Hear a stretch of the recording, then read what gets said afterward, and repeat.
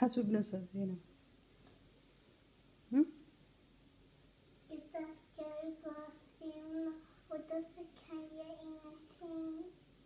Så ska jag min stora زينب زهرة محاسب نفسها.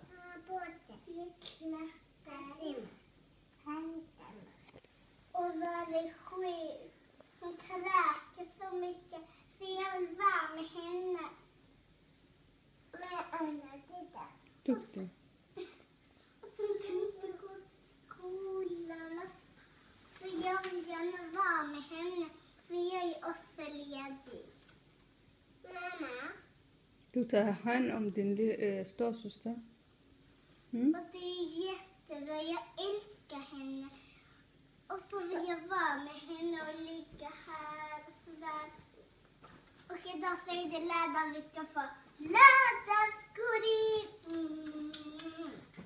Och där kan inte få lördagsgodis. Visst lördag?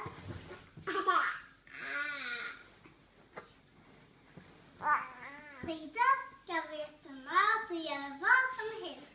Och leka kudde och kamma håret med vatten. Och så har vi färgat håret med Allan. Och så är det väldigt roligt. Hej då! Hej då.